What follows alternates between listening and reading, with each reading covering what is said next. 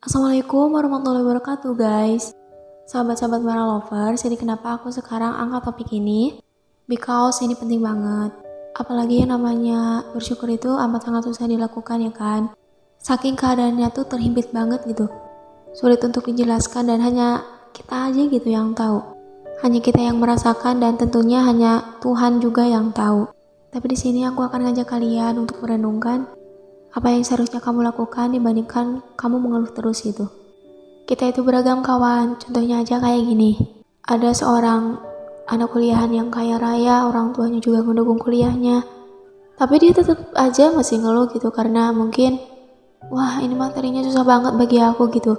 Mata pelajaran kuliah ini gak masuk banget gitu di aku. Karena dia gak paham sama sekali. Karena jurusan yang dipilihnya itu bukan jurusan dirinya gitu, bukan jurusan yang dipilih oleh dirinya tapi oleh orang tuanya. Tapi orang tuanya itu ngedukung dia buat kuliah gitu. Tapi jurusannya orang tuanya juga yang menentukan. Ada juga orang yang kuliah dengan uangnya sendiri, banting tulang sendiri, tanpa bantuan orang tua karena mungkin ekonominya terbatas.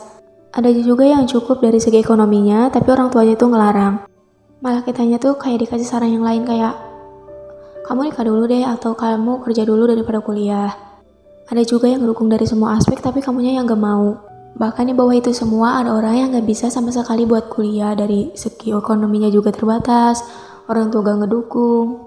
Pokoknya segala-galanya deh gitu, kayak tertekan banget. Dan dari semua yang aku bilang tadi, kamu tuh misalnya curhat ke teman kamu dan rata-rata sarannya tuh kayak gini. Ini kan mimpi kamu, kenapa gak kamu kejar? Itu kan kemauan kamu bukan?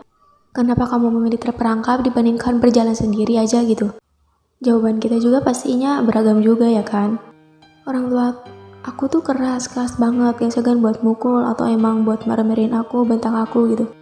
Bahkan buat keluar dari ruang krisis aja susah banget gitu, kayak ditekan banget.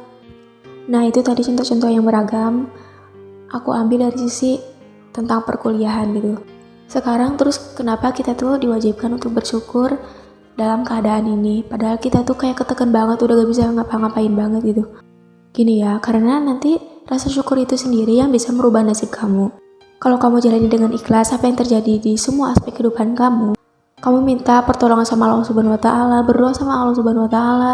Karena mungkin ini jalan terbaik yang Allah Subhanahu wa taala berikan kepada saya gitu. Agar saya lebih terdidik, walaupun pendidikan itu tidak tersampaikan oleh orang tua kita, guru-guru kita ataupun orang di sekitar kita.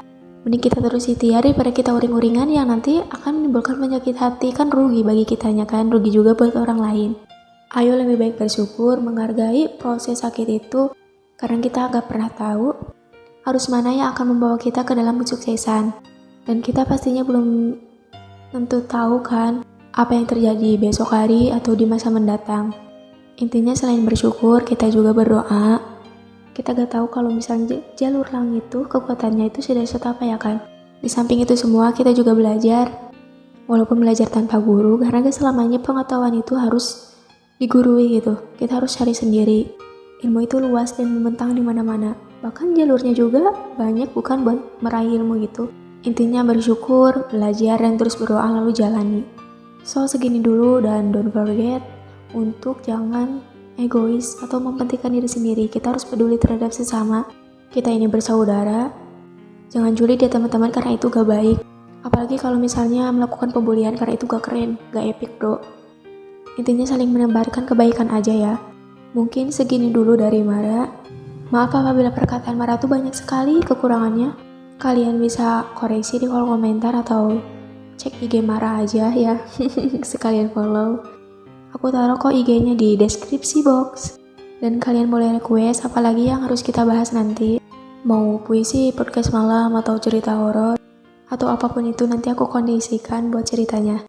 Oke, salam ceria dari aku ya teman-teman. Wassalamualaikum warahmatullahi wabarakatuh.